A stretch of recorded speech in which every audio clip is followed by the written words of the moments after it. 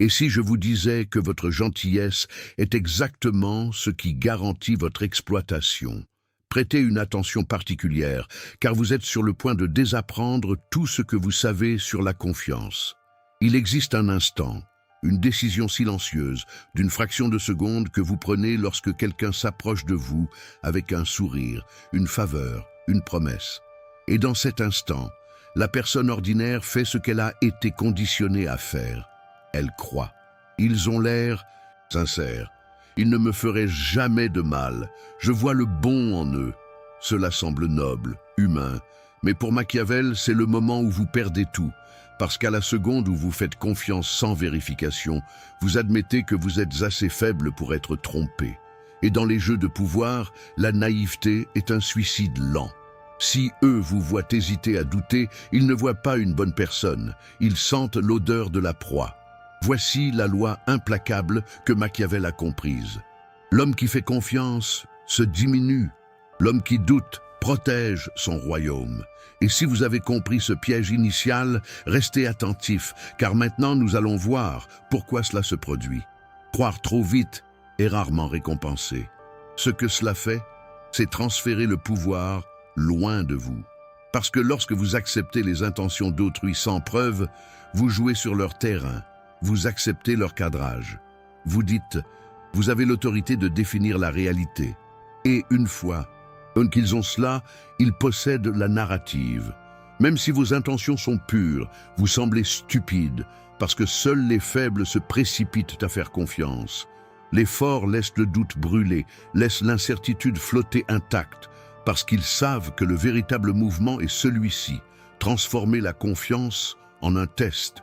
Faites-les prouver leur valeur. Faites-les paraître transparents, cohérents, fiables. Qui fait confiance en premier perd souvent le contrôle du cadrage. Et Machiavel savait que qui contrôle le cadrage contrôle le résultat. La majorité fait confiance parce qu'elle veut être appréciée. Ils croient que s'ils sont assez ouverts, assez vulnérables, ils seront récompensés par la réciprocité. Mais cette croyance vient de la faiblesse émotionnelle, pas de la stratégie. Vous ne voulez pas l'affection, vous voulez le contrôle. L'affection est pour les thérapies. Le contrôle est pour le pouvoir. Et le pouvoir ne vient pas d'être aimé. Il vient d'être respecté, redouté et intouchable. Alors, quand quelqu'un vous dit « fais-moi confiance » et que vous répondez immédiatement « d'accord », vous avez déjà perdu. Maintenant, vous réagissez. Maintenant, vous prouvez que vous êtes manipulable. Maintenant, vous avez mis la balle dans leur camp. Et quand vous faites cela, vous abandonnez la chose la plus machiavélique que vous possédez, le scepticisme. Pensez aux personnes les plus puissantes que vous avez rencontrées, pas les plus bruyantes. Celles qui maniaient le doute comme une arme. Celles qui vous faisaient prouver votre loyauté avant de vous accorder la leur. Celles qui, lorsqu'on leur demandait confiance, ne vacillaient jamais. Machiavel vous dirait ceci: qui fait confiance se soumet. Qui doute force les autres à révéler leur vraie nature et ils se trahissent souvent eux-mêmes. C'est le jeu. Quand vous ne faites pas confiance immédiatement, ils deviennent mal à l'aise, commencent à douter de leurs propres paroles. Soudain, leur pouvoir rétrécit pendant que le vôtre se dilate, parce que vous avez fait la seule chose qu'aucune personne émotionnelle ne peut vous donner. Vous les avez fait parler avec eux-mêmes. C'est ainsi que vous retournez le pouvoir. Vous laissez leur besoin de confiance mourir dans l'écho de leur propre désespoir. Maintenant, appliquons cela à un scénario réel. Continuez à regarder pour voir comment cette arme fonctionne dans la vie quotidienne. Vous entrez dans une réunion. Quelqu'un lance une proposition séduisante, tout le monde se tourne pour voir ce que vous allez dire. Et voici votre mouvement. Ne dites rien d'encourageant. Aucune acceptation immédiate, aucune validation rapide, juste une calme et totale interrogation. Dans ce moment, vous êtes intouchable, parce que tous dans la salle sont maintenant forcés de se demander « Pourquoi ne fait-il pas confiance? Sait-il quelque chose que nous ne savons pas? Est-il au-dessus de la manipulation ?» Vous venez de retourner tout au cadrage social, parce que les gens ne regardent pas la proposition, ils regardent votre réponse. Et le scepticisme, quand il est délivré avec présence, parle plus fort que n'importe quelle acceptation naïve. Machiavel savait cela. Il a étudié la psychologie et compris une chose mieux que quiconque. Le pouvoir n'est pas dans ce que vous croyez, il est dans ce que les gens pensent que vous pourriez découvrir, mais choisissez de ne pas révéler. Mais que faire si le scepticisme ne suffit pas? Le mouvement le plus froid reste à venir. Parfois, vous ne doutez pas seulement, vous testez. Quelqu'un vous demande votre confiance. Souriez, regardez au-delà d'eux et dites « prouvez-le ». Pas défensif, juste une distance froide. Que se passe-t-il? Ils s'empêtrent parce qu'ils s'attendaient à une acceptation automatique. Au lieu de cela, ils restent avec leur propre demande. C'est à ce moment que la pression s'installe de leur côté. Ils commencent à se demander s'ils ont été trop présomptueux, s'ils se sont embarrassés, s'ils paraissent maintenant désespérés. Et ils le font. Vous venez de prendre l'énergie qu'ils ont projetée sur vous et les avez fait la porter sans lever le petit doigt. Il y a un moment où la demande de confiance devient insupportable pour celui qui s'attendait à une acceptation. C'est là que le jeu bascule. Ils pensaient être les demandeurs légitimes. Maintenant, ils sont exposés comme ceux qui implorent l'accès. Et vous êtes devenu quelque chose de beaucoup plus puissant qu'aimable. Vous êtes devenu intouchable. Machiavel a compris quelque chose que la majorité ne comprendra jamais. Les mots ne servent pas à clarifier la vérité, mais à l'obscurcir. Et quand quelqu'un vous attaque avec une demande de confiance, ils veulent que vous luttiez dans le brouillard. Ils veulent vous noyer dans la vulnérabilité, parce que plus vous vous ouvrez, moins vous semblez en contrôle. Au lieu de cela, laissez-les remplir le silence de votre doute. Ils luttent, exagèrent, se répètent, commencent à paraître désespérés. Vous n'avez rien dit, mais maintenant c'est eux qui sont sous jugement, parce que la foule n'écoute pas ce qui est dit. Ils observent qui est calme et qui est agité. C'est le pouvoir social, et il ne vient pas d'être aimable, il vient d'être intouchable. Faites attention à la façon dont cela s'applique dans les environnements professionnels et personnels, car c'est là que la tactique devient encore plus dangereuse. Dans une négociation, une commerciale, quelqu'un vous fait une offre. Faites-moi confiance, c'est une opportunité unique. Ils veulent que vous mordiez à l'hameçon. La majorité se penche en avant, accepte, s'engage, devient nerveuse. La salle sent cela. Mais l'opérateur machiavélique se recule. Il attend, peut-être donne un léger sourire. Et s'il parle, ce n'est pas une acceptation, c'est une redirection. Montrez-moi les preuves d'abord. Maintenant, l'offrant doit performer. La salle se retourne. Soudain, ils sont évalués. Ils sont sous pression. Le scepticisme de celui qui a confiance en lui est une accusation sans mots. Dans les relations, c'est encore plus puissant. Votre partenaire dit « Fais-moi confiance, je ne te ferai jamais de mal ». La personne ordinaire panique, valide le cadrage émotionnel. L'approche machiavélique est différente. Vous ne vous précipitez pas. Laissez le poids de la demande planer. Puis, calmement, répondez « La confiance se gagne, pas se demande ». Court, ferme, sans explication. Maintenant, ils se sentent incertains, questionnent leur propre ton. Vous avez retenu le pouvoir sur le rythme émotionnel et qui contrôle le rythme contrôle le cadrage. Il existe une tactique encore plus froide. Et si vous comprenez cela, vous serez à un niveau d'élite. Ne faites pas seulement preuve de scepticisme quand on vous demande confiance. Disparaissez. Quelqu'un vous demande une faveur basée sur la confiance. Ne réplique pas, ne répondez pas, ne reconnaissez pas. Laissez votre absence s'installer comme un miroir. Laissez-les s'asseoir dans le silence d'être ignorés. Cela les brise. Ils réalisent que vous ne les avez même pas considérés dignes d'une réponse. Ils commencent à faire tourner des narratifs internes, détruisant leur propre composition. Pourquoi? Parce que la personne ordinaire survit de validation émotionnelle, même dans le conflit. Si vous enlevez cela, ils se flétrissent, tournent en rond, essaient d'accrocher une réponse. Et à chaque nouvelle, une tentative, ils paraissent plus faibles, plus obsédés, tout en restant parfaitement immobiles. Et c'est là que vous gagnez. Pas parce que vous avez prouvé quelque chose, mais parce qu'ils se sont détruits en essayant d'obtenir votre validation. Au lieu de faire confiance, faites de leur demande un signe de faiblesse. Quelqu'un vous demande de faire confiance aveuglément. Étrange comme la confiance gratuite rend les manipulateurs confortables. Quelqu'un dit qu'ils sont dignes de confiance. Seules les personnes qui ne le sont pas doivent le dire. Vous ne faites pas confiance à l'accusation. Vous la transformez en leur insécurité, et maintenant ce sont eux qui s'efforcent de se défendre. Ce n'est pas une inversion, c'est un coup de judo de pouvoir. Vous avez utilisé leur force et l'avez converti en leur effondrement. Machiavel appellerait cela le retournement de la lame. Ne rencontrez pas l'épée avec un bouclier. Laissez l'agresseur tomber sur sa propre arme. Le monde vous enseigne à faire confiance aux autres, mais Machiavel a vu le piège. Il savait qu'au moment où vous poursuivez la confiance, vous admettez la vulnérabilité. Le véritable stratège ne joue jamais ce jeu. Au lieu de cela, il semble trop composé pour être manipulé, trop élevé pour se soucier. Et lentement, ceux qui essaient de le tromper commencent à paraître instables, réactifs, désespérés. Parce que plus vous faites confiance, plus vous semblez en avoir besoin. Mais plus vous doutez, plus il présume que vous êtes dangereux. Et cette présomption est l'endroit où le pouvoir naît. La majorité pense que le pouvoir consiste à prouver sa loyauté, à prouver qu'ils sont dignes de confiance, qu'ils ne sont pas ce que les autres disent. Mais Machiavel sourirait avec dédain pour cela, parce qu'à la seconde où vous essayez de prouver votre confiance, vous avez déjà déclaré valide le jugement de l'autre personne. Et quand vous donnez à quelqu'un cette validation, vous lui remettez votre laisse. Visualisons la scène. Continuez avec moi pour l'exécution finale. Vous êtes dans un groupe, quelqu'un lance une demande publique. Tu peux me faire confiance, je suis ton ami.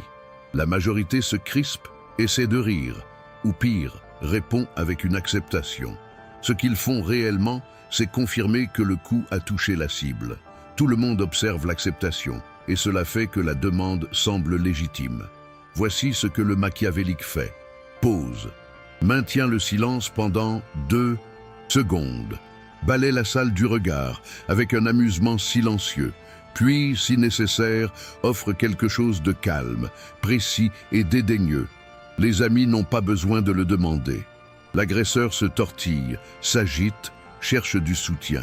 Il sent la chaleur de la salle se déplacer vers lui, parce que votre manque de réaction vient de dire à la salle quelque chose de plus fort. Vous n'êtes pas celui qui est sous jugement. Ils le sont. Dans l'arène numérique, les choses s'intensifient encore. Mais plus vite. Commentaires, publications, expositions, voici la vérité.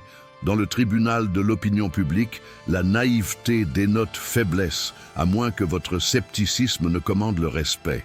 Quand vous êtes attaqué en ligne par une demande de confiance, ne vous précipitez pas, ne vous expliquez pas, tordez. Quelqu'un dit que vous êtes méfiant. Au lieu d'une défense larmoyante, vous postez « Les gens vous appellent toujours cynique quand ils ne peuvent pas vous manipuler ».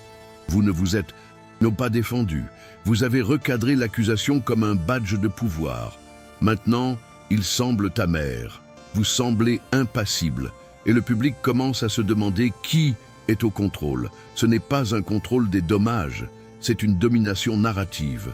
Il existe 3 outils que vous pouvez utiliser au lieu de faire confiance. Le scepticisme, le défaut, les expose, la déflexion, recadre le narratif, les coupes de précision, vérité courte et tranchante. Quelqu'un dit « Fais-moi une confiance ».